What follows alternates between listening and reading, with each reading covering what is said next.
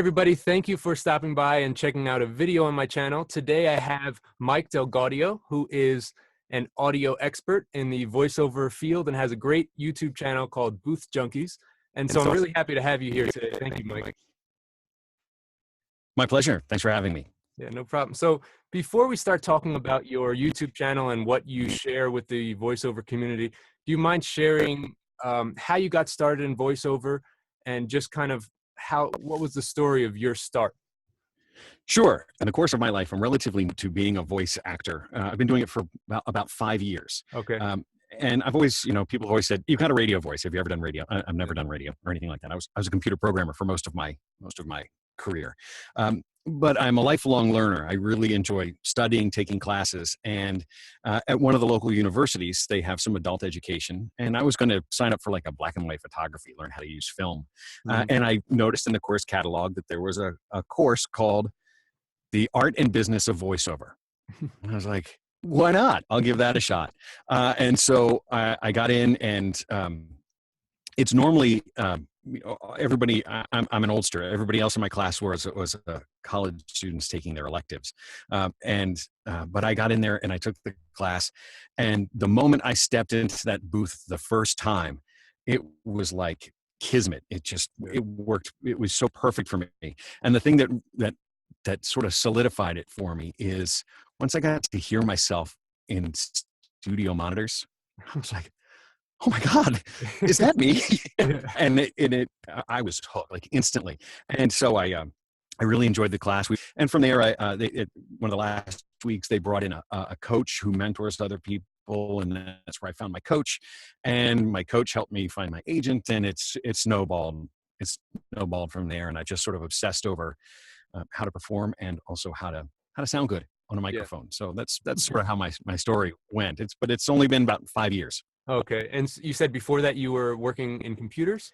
Yeah, I'm an IT guy by training. I've done a lot of professional training, a lot of training for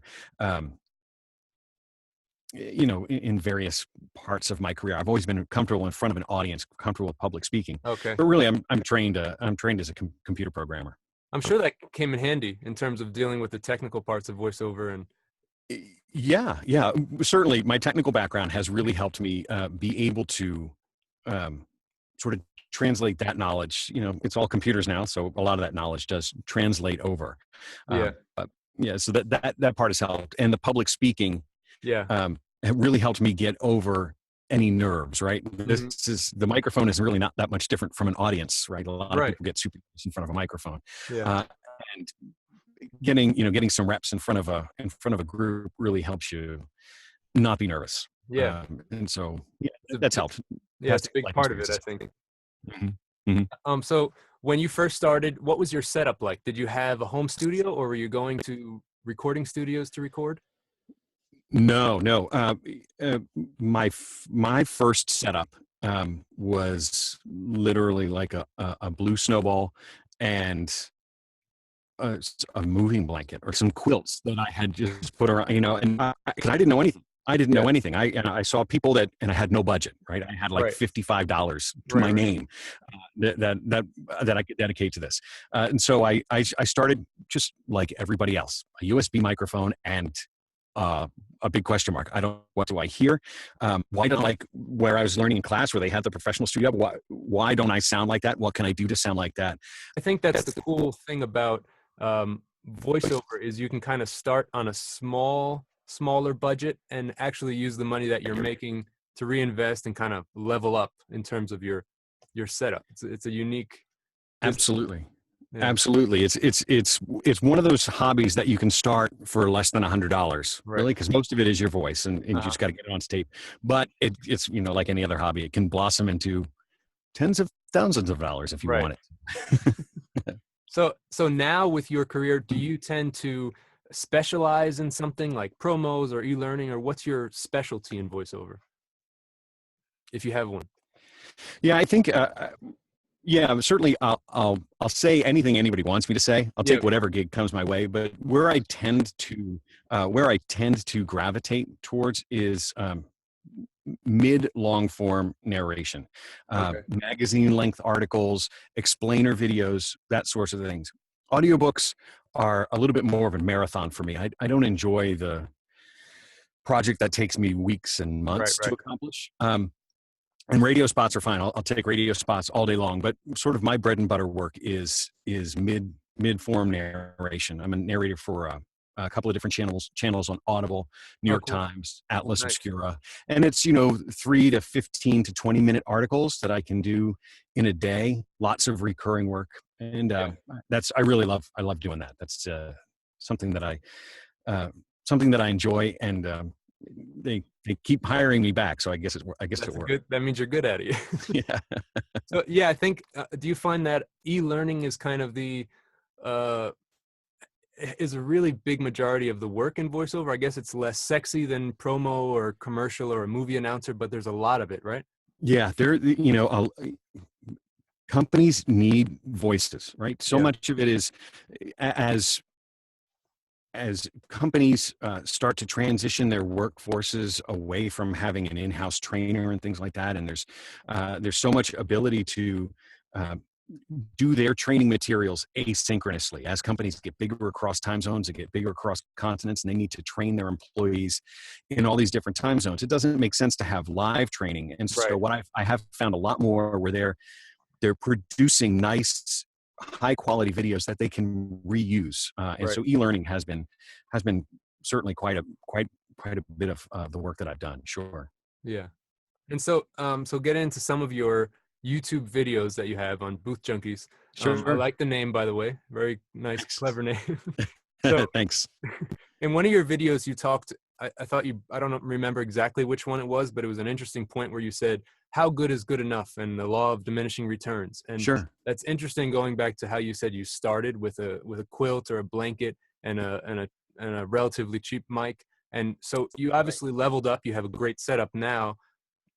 So how do you know when you've reached the point where it doesn't really get much better? You can spend more, but you're not going to sound better. Sure. Yeah. No. It's interesting, and I'm not sure if there's an official, clear demarcation of Yeah. this is good enough. Certainly, when I go into the professional studios here in town, I'm using equipment that costs way more than anything I Right. have here, and it is incrementally better. Right. I think as when you're creating your own sound, there is first, how good does it sound, right? I can make myself sound really good with my Zoom H5 and go into my coat closet. Yeah. And so the equipment, I think once you get to the price point of $900 to $1,000 for any piece of equipment, you're Yeah. going to be in the realm of prosumer enough that for most work you're going to be fine. Mm-hmm. I've recorded television commercials on a with a shotgun microphone and a Zoom H5 in a in a room, and it was Yeah. good enough. So at that point, you've spent enough on it, and it's really by your ear. Does it Mm-hmm. sound crisp? Does it sound clear? Does it sound? The metric I always use for myself is, can I tell what room I'm in when I'm recording it? Oh, okay. And if you can hear what that room sounds like, does it sound like he's in a closet or in a church or in his shower? Then your sound needs improvement. Right. For most voiceover work, you shouldn't be able to tell where the artist recorded it unless it's a very specific technical decision where Yeah. you're specifically going for some room ambiance or something like that.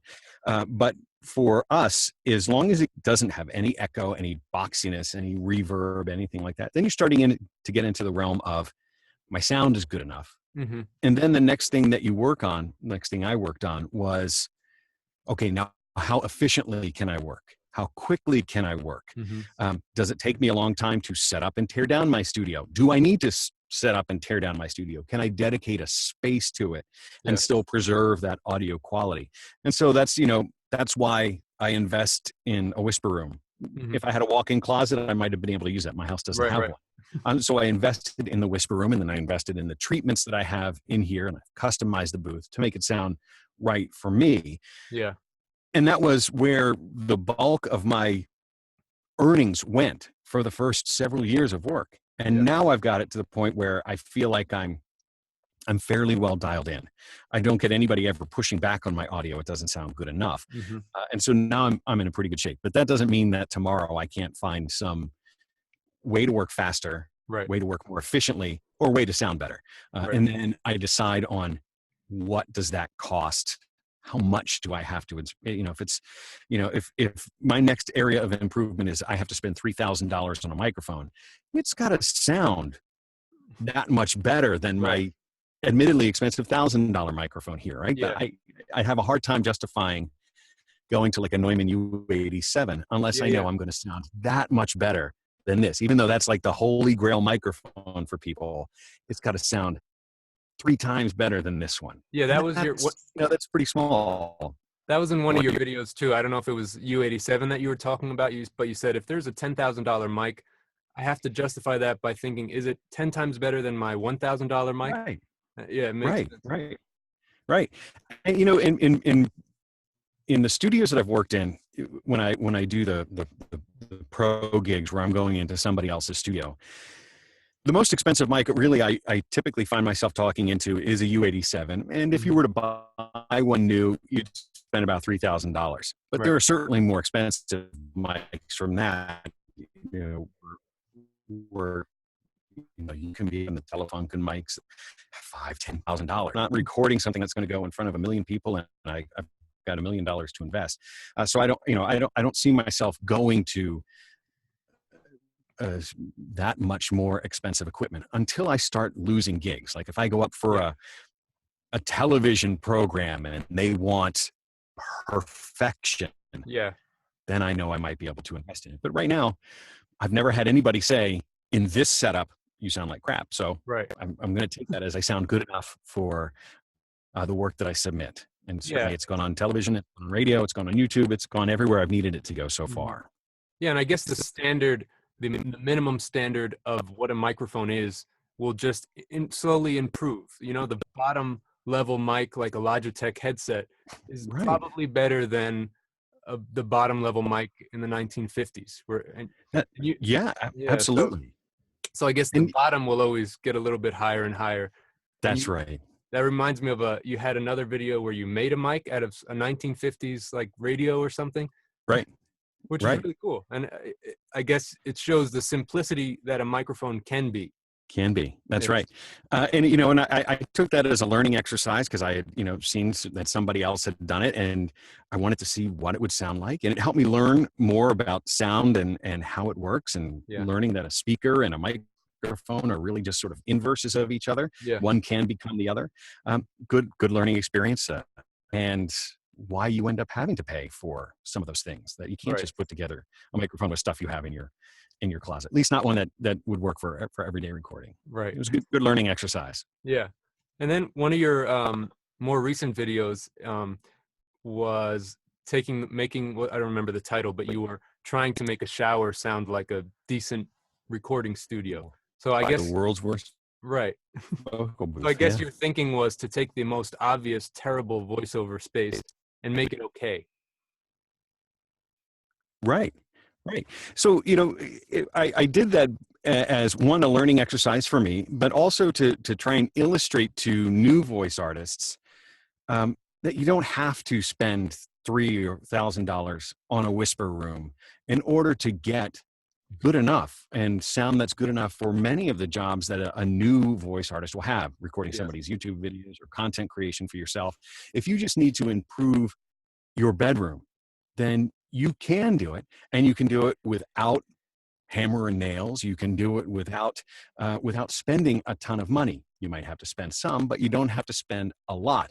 And if I could make a really egregiously terrible space sound okay, then there's a good chance that taking that, you can make your bedroom sound okay. If you're a Twitch streamer and you're worried about the quality of your audio for your audience, many people are. If you're a YouTuber or a vlogger and you want your sound to be better because you feel like you can, that's how you gain your audience, then you should be able to do that without having to spend a ton of money. And so those kinds of things, and that's why I have like a whole slew of videos on booths that I've had to improvise when I travel. in all those different places, because you may find yourself recording in a place where you've got to have a good sounding audition. You've got to record something for somebody, and you're not in your studio. So what can you do? Oh my God, how do I do this? And if you practice it and you see how other people have done it, then you can sort of make those mental notes in your head and go, I know what I can do. I know how to fix this. Yeah.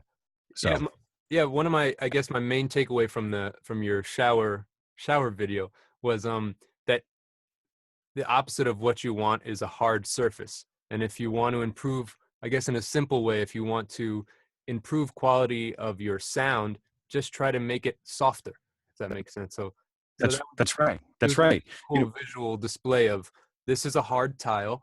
I want to make it sound better, so let me soften it up. Right. Reflections, echoes are usually your enemy in voiceover, where we want a dead sounding space. Right. And there's a line at which too dead can be a problem, where it sucks the life out of your voice. And or where it's too live, and you sort of have to find that medium. Like I won't do it here, but if I were to turn it, this is the treated side of my booth, and this side is all foam. Behind this curtain is all foam, and this side it just has like a thin layer of carpet, just the natural whisper room. Okay. This way, when I talk this way, my voice is brighter. But when I talk this way into the foam, it goes dead. It's like I'm shouting into an abyss. There's nothing at all. And that way I sound lifeless, and that way I sound I have a little bit more vibrancy in my voice. So it's a trial and error. And I believe me, I tried this microphone in a million different, I went around and just went until I found where I thought I sounded best here. Yeah. And I think it was probably your first video on YouTube, where you were setting up the actual whisper room. And I think a lot of people would think, I buy a whisper room, that's it. You said it in the video, but you had to do a decent amount of work to make it sound really good. And honestly, I set that booth up and I thought I was going to be done. And, and it came with one little egg cratey phone thing, and I Velcroed that to the wall, and I went, oh no, what have I done? I've spent so much money on this, and it literally sounds like I'm in a bathroom. Oh my God. And so that's, I started to really study, and that's where I learned about the fiberglass insulation that I use. It's called Owens Corning 703. Okay. And I really, I really studied on that, and I spent a lot of time, because I knew I didn't know, right? There's that part of learning where you get over that hump and you go, oh my God, there's a really steep learning curve here. Right. And I know that I don't know things. And so I was tempted in the beginning to buy panels and screw them, screw and make modifications into this booth. And then I realized there's a lot I don't know. If I change the way this booth is built today, I could be screwing myself over a year from now. So this whole booth, it's heavily modified, right? It's got lots of treatment. I've got lights and stuff in it. I've got a desk in here. None of that came with the whisper room. Yeah. But there's no permanent modification to this space at all. I could turn it back to a virgin whisper room. Yeah. In about 15 minutes. Any version of my studio that I've had at any point in my history, it's always been, if I can do it with duct tape and Velcro and rubber bands instead of hammers and nails and screws, that's going to be better, because I'm much less worried about tearing it down, trying it again, trying something new, and just be willing to throw away what you've created in the hopes of creating something better. And that's a philosophy that took me a little while in the beginning to go, I'm going to do it that way. I'm going to make it a little bit harder for myself in some respects, because I can't hammer a nail or put a screw in here. But I don't know what I know that there's stuff I still don't know about this profession and how I can work better and more efficiently. So I like to always give myself room for future improvement. I like the philosophical Socrates approach to voiceover. Yeah. Yeah. Makes a lot of sense. And it's everything you do, there has to be a method to it. There has to be a reason for why you're doing something. That reason could be, I'm just going to try it and see what happens, but you have to be doing it for a reason. I see people that, they put up all this egg crate foam and they glue it to their wall. and they don't know why they put it in that spot for that Right. reason. They're just guessing. Well, it looks good because I see a lot of YouTubers and they put egg crate behind them. Yeah. But why? Why do you do that? And you have to think about it and be willing to go, it doesn't sound good there. I'm going to try it over here. Oh, that Right. sounds a little bit better or worse or whatever it is. Yes. So I guess there are places strategically that you can put, like for example, you have behind your mic, I guess, because this is where most of the microphone will record or pick up most of the sound. So I guess the best place to soften an area would be behind you where you're standing.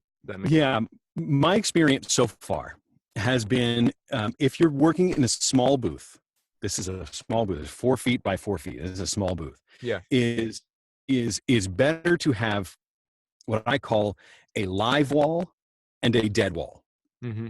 The dead wall is where all the absorbency is. Okay. Because this is the sensitive side of the microphone, right? And so anything that's coming this direction, this is the less sensitive side of the mic, right? So any sound that's coming this way, the mic isn't going to hear it that well.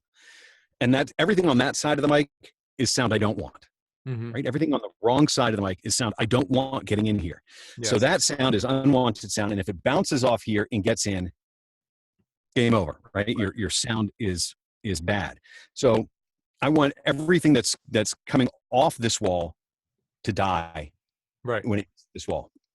But the live wall, there is a little sound that comes back. The microphone can hear it a little tiny bit. So there's a little bit of vibrancy, a little bit of life that's coming back into the microphone off my live wall, my bright wall. So this side of my is a window, and there's a window here in the door. Okay. So I get a little bit of reflection, a little bit, and that first reflection is okay. But then if it starts bouncing back and forth, back and forth, back and forth, that's when you get that reverb and that nasty echo and standing and all that stuff. So I'm okay with that first gentle reflection that comes back, but it better not come off this wall and back into the microphone. Then I've got it twice. Yeah. And then it's bad. So that's when I talked before about having it be too dead, I could have put 4 inches all the way around and it would sound really dead and lifeless. There'd be no vibrancy at all. It would sound like an anechoic chamber. It would sound lifeless. Right. So by tempering how much life and how much absorption I have, that works. And what the thing I've discovered is if you have parallel surfaces, so I've got a wall over here and a wall over here, they're parallel. Sound will bounce back and forth, back and forth. So if you put a lot of treatment on one wall and leave the other wall with a lot less treatment, that is a good compromise. Oh, okay. No echoes.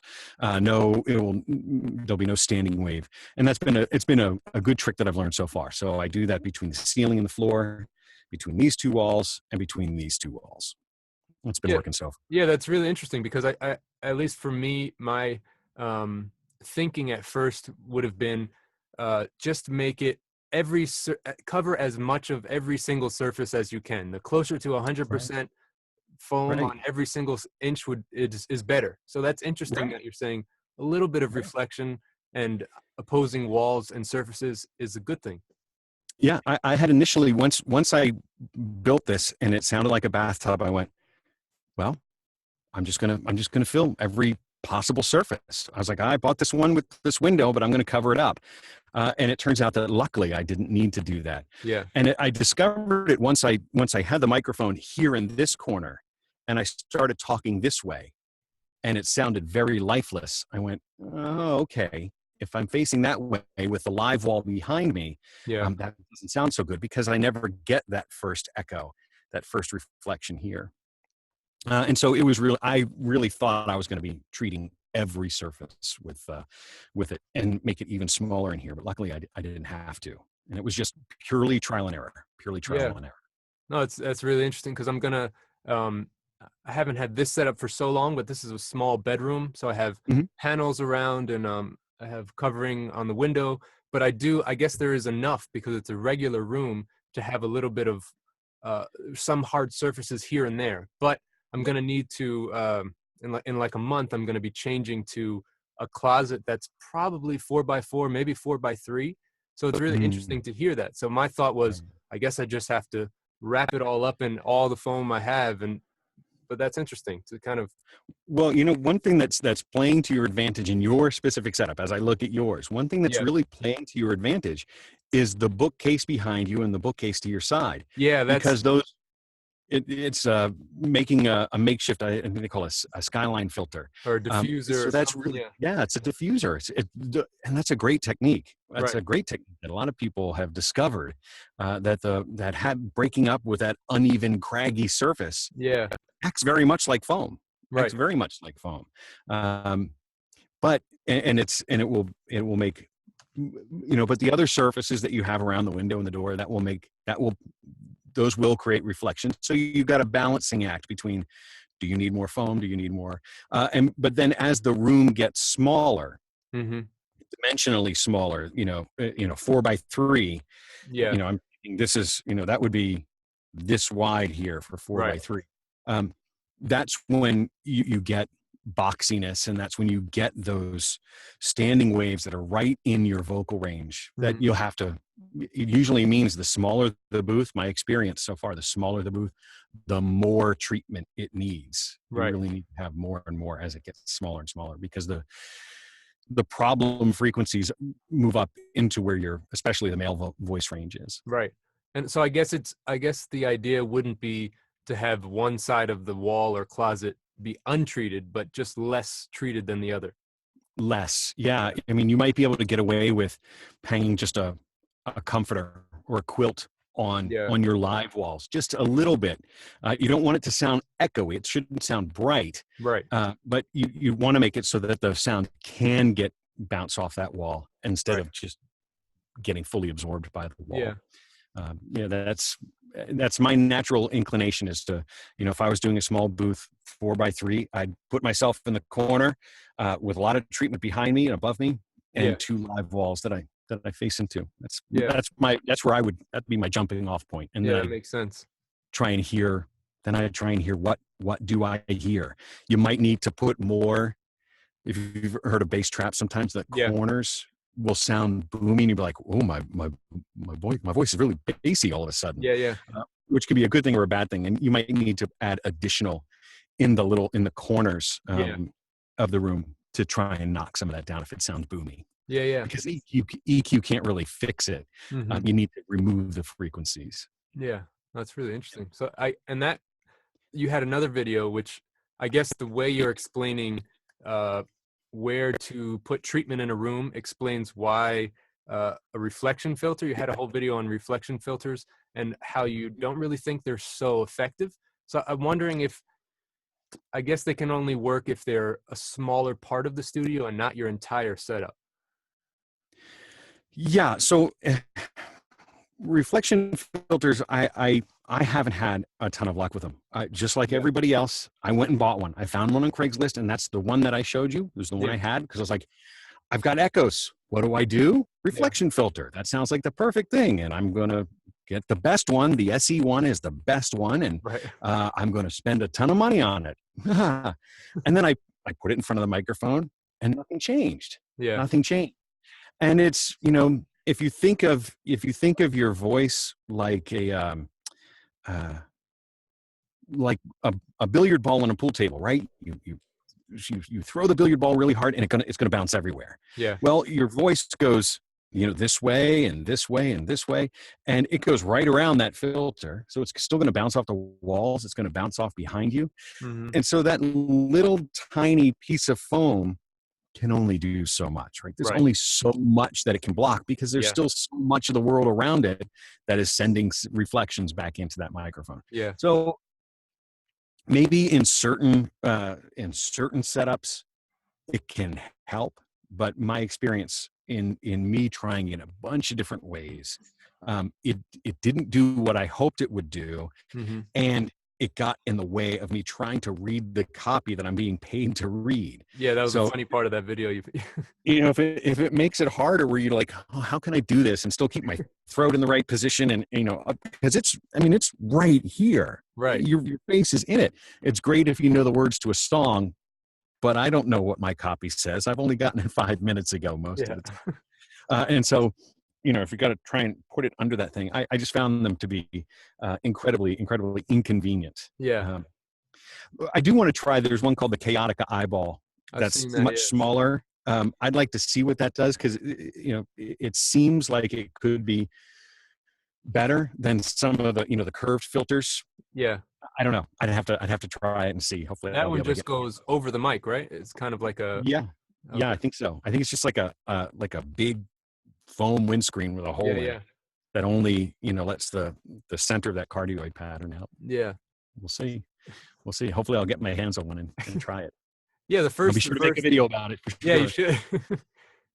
Yeah, the first ever, like, it wasn't a booth, but the first thing I ever got to try and record, I had a USB mic and I had a like a shoebox kind of thing with foam all in it. Yeah, And I recorded sure. and it sounded great, but I was listening to it a couple weeks ago and it was terrible. I could hear the refrigerator in the other room. I could Right. hear everything. Right. And what I learned, kind of, this is probably not the most ideal setup that I have now, but what I learned as I was trying to figure out what could enhance or be the best sounding space was that mass is what really kills the sound. And a little reflection filter doesn't have It can mass. only can only do so much. You think Yeah.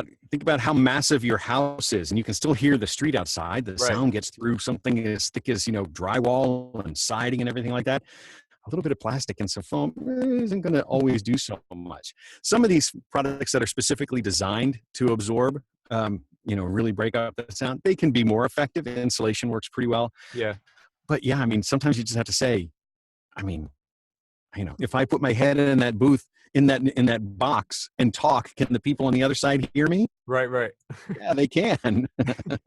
So that sound's still going to come through the same way. Yeah, and I guess that's why a thing that most people have, like a bookcase, can kind of diffuse the sound because it's just thicker and it's more mass. So I guess if you look at it that way, it's not as complex as That's we're right. thinking it is. Yeah, the those uneven surfaces, they reflect in lots of different directions, so you don't get a strong reflection back. Yeah. And having the mass, and since it's it's loose, right? Those books are loose. They have some room there as they move. Yeah. When the sound hits it, they move a little bit and they absorb. Yeah. And they absorb. So taking the two together, things like bookcases, and that's why some people, the voice actors, they're really the beginning folks. The people with really messy rooms often sound better than the neatniks because their rooms are so full of all these crazy surfaces that there is no. Yeah.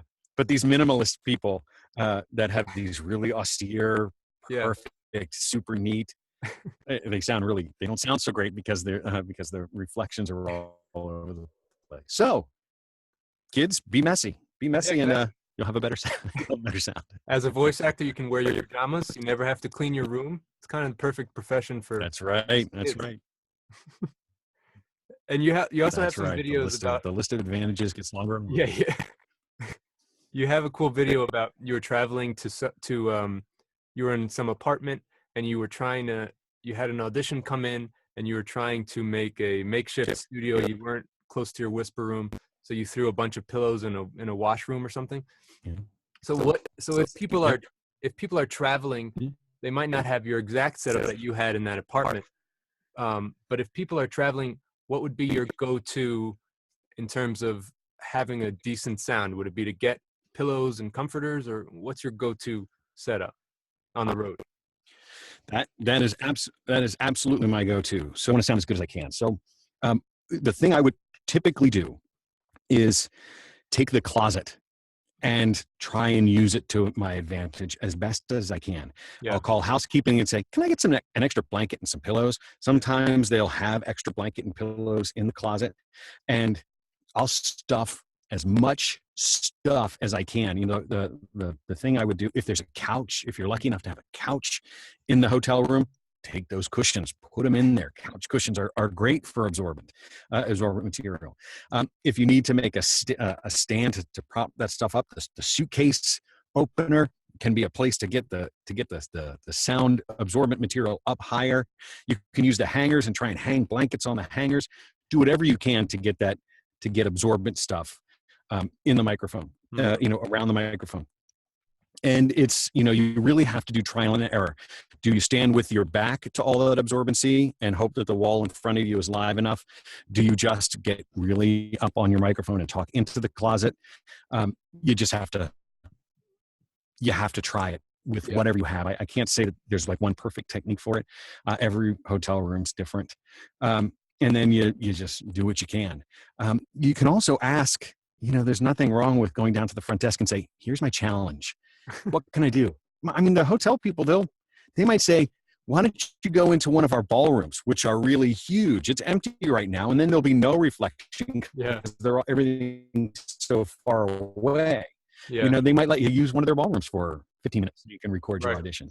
They'll try and accommodate your needs, but extra blankets, pillow, have them send up a cot because a cot's got a mattress in it. Mm-hmm. And, you can use that mattress and say, oh, we didn't need the cot and send it back, whatever it is. Right. I wouldn't be surprised. I've watched videos where people have taken the mattress off the bed and put the mattress up.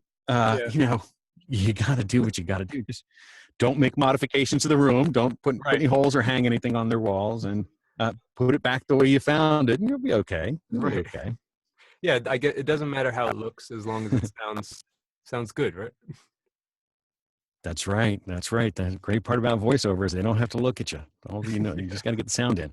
Whatever blanket forts. People, getting under their comforters and just making a blanket fort and being on the bed and say, I'm recording. Right. We sweat. Our booths get hot. I'm in my booth. I'm sweating. They get hot, but as long as it sounds good from here to here, you'll be good. Yeah. So I guess this is a more specific question, but like if you're doing a job that is taking you a month or something and you're working with a client and you're recording different parts of it, I guess it's an e-learning or something like that. And in between the time that you're in your home studio, you're traveling, and then you do a makeshift setup in a hotel, and you get a pretty good sound.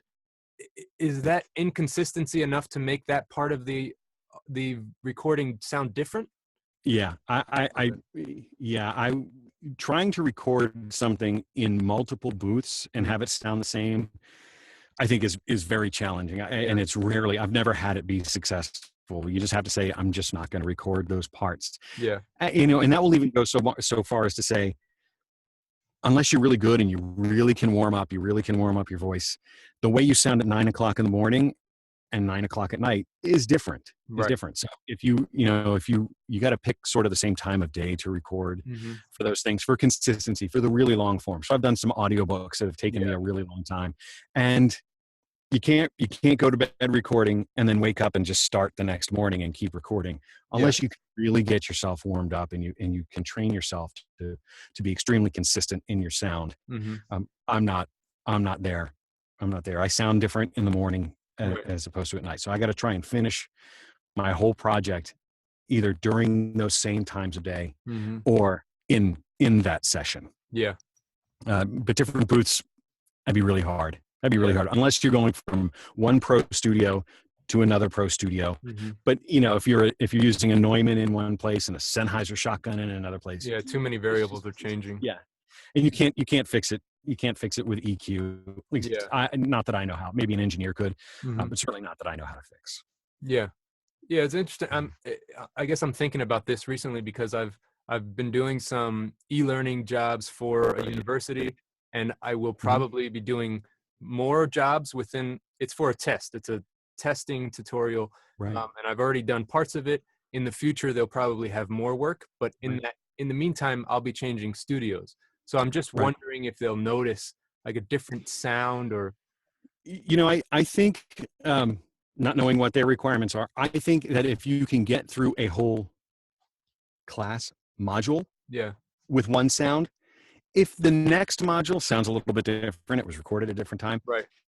You want to be as consistent as you can, but I think there are some places where a break or a change in sound is forgivable, especially if they're going to ask you to come back months or weeks or a year later. You can try your best to sound the same, but your equipment changes, life changes, the world changes.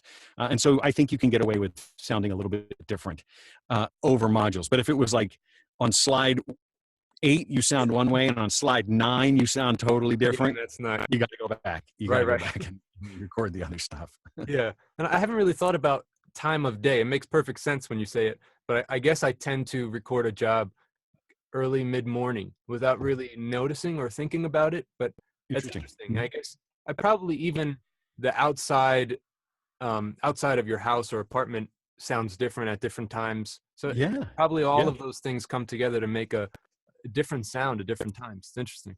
Absolutely. Absolutely. I mean, and, depending on how much you've talked that day, Yeah. your pipes will be tired or they'll be warmed up or, and depends on how much warming up you do. Right. I know when I record in the morning, I'm much mellower Yeah. and I gotta really get myself hyped to try and sound more like I did last night Yeah. in the morning because I'm in a different frame of In the mind. morning, you My have that body's in a sexy, different groggy state. voice, right?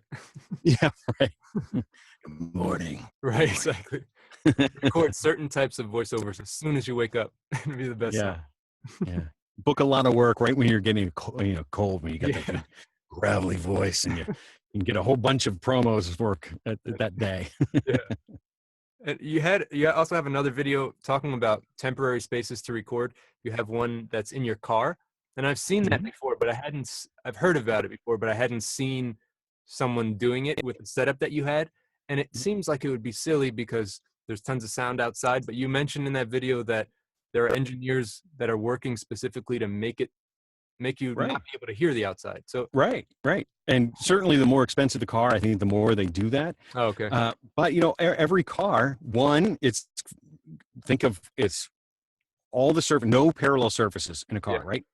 Everything is Yeah. curved and angled, so you don't have any parallel reflections that you need to worry about. Maybe you have some little bit between the two windows, Hmm. but even then they're generally angled a little bit. You've got all this soft material around you, the seats and everything, lots of absorbent material, and part of the selling point of a car is you want to not have the outside sound getting in it. They want to suppress the road noise, the traffic noise. Hmm.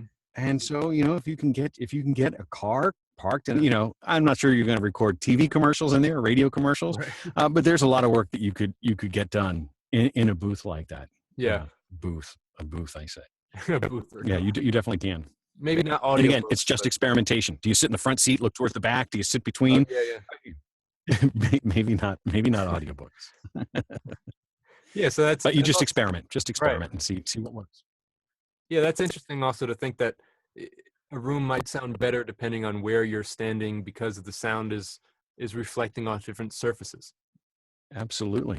Eh, Absolutely. Just, your position, it can change. And that's why, going back to, recording, you want to make sure that you record in the same position. Like if you're doing something long form that spans multiple days, Yeah, don't stand for one session and sit for another right. or move your mic over here because your room's going to sound different. You got Yeah. to try and be consistent when Hmm. you're setting things up. You want to Yeah. be consistent. Yeah. And I think part of the reason that audio engineering, there's a lot more that I'll never know, but the simple part of it sounds so confusing. Figuring out where sound is coming from is just because we can't see the sound waves. But if you can Right. think about it, you had one video where you showed some little clip of the actual sound waves, and it makes it so much simpler when you can Right.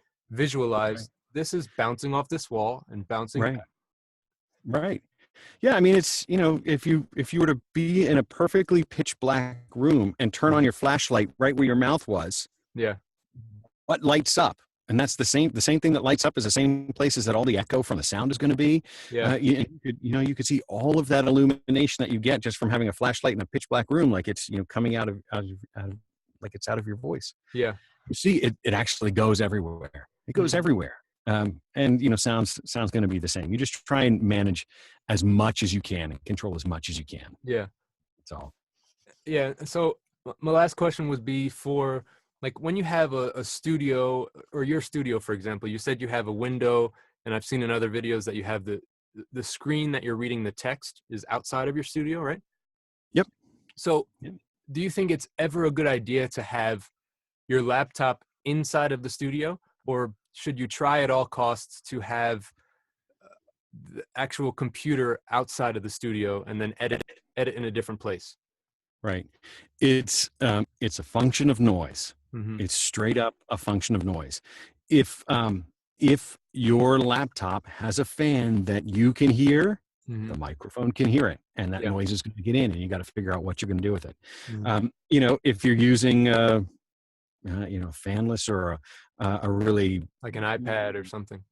yeah, exactly. An iPad or some of these new ultra thin tablets. They don't, or the fanless ones. Mm-hmm. I think the new MacBooks have really tiny fans or something like that. Yeah. If you're not doing much with the computer, you might be able to not get the computer hot enough to make the fan noise come on. Mm-hmm. But as soon as that fan starts to spin, you're done. I mean, I don't know if you can see it here, but just my booth is hot. Being in this booth for an hour now, Yeah. it's all my body heat, and there's a fan for this booth.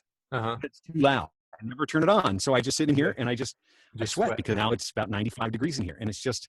But I don't want noise getting in this microphone, so I won't turn the fan on. The monitor used to be on the inside of this window, and it didn't make noise, but it made heat. The monitor itself made heat, so it got hot in here, and so I figured out how to get it on the outside. But Yeah. I have no other equipment in here. I have my cameras and stuff. They don't make any noise, but all my other cables, I would snake them under a door and get them out there. I'd do whatever I could to get that sound, that source of noise out of my microphone. Yeah. If you absolutely must have that computer nearby or connect it to your microphone like on a USB, get the longest cable you can, get away from it, or put that source of noise directly behind the microphone as best you can, right? Cardioid pattern, the microphone is less sensitive on the back. Right. So get that sound as close to the back, exactly the back of the microphone as you can, because that will be the less sensitive side. And that's really all you can do. And then, but you still got to knock down that reflection because the noise is going to come off. Still going to bounce off. The fan noise is still going to come off here and back in. So you gotta really manage it. Yeah. Fan noise is hard. Fan noise is really hard for when you're starting out because you're so tempted to record into that computer. Yeah. And sometimes the DAWs can make your fan spin. Right. Just a fact of life. So you just got to get away from it. And so would a product like what's the one that you use, Zoom H5? Is that what it's called? Mm-hmm. Would that be a good replacement if instead of a laptop in the studio? So yeah. So imagine that you have now a couple of $100, and you're trying to make a choice on. I've got a microphone, but now I need to get that connected to my computer. How am I going to edit this? Yeah. Using something like a portable recorder, Zoom. The Zoom H5 is one. The Zoom H4 is their last model, a little bit less expensive. Mm-hmm. There's a one called a Tascam, and they'll just record to an SD card. Yeah. Right? And they're solid state. You can take that anywhere, and you just record onto the SD card, and then take your recording to your computer, edit, let those fans spin up like crazy because the microphone's not hot. Yeah. The nice thing I like about the Zoom H5 is it also can work as an interface, the interface itself. So you don't need to buy a Zoom and a Focusrite or a PreSonus or whatever interface. Yeah. It is also an interface. So when you connect the USB cable to the Zoom, there's a little menu comes up that says, do I want to be a disk drive or do I want to be an interface? You just say, I'm an interface. And then you can record directly from your mic into the interface and it ends up in your DAW. But if it's too loud, you can take that on vacation with you. You can take it to the closet. You can take it wherever it is. Yeah. It's a very versatile, very handy device. But it's costs more than the Scarlett 2i2, right? That's $100. The Zoom H5 is maybe $300. Mm-hmm. So, I get it. It's a function of budget. The lower priced digital recorders, I think the Tascam, they can get away with charging less because it's not also an interface. You'd always have to move the SD card from one to the other. Oh, okay. And so that's the choice. That's a choice you make, and it's just a function of what you can afford. Yeah. Well, Mike, thank you so much for again simplifying the complex audio questions that we have. It's my pleasure. Yeah.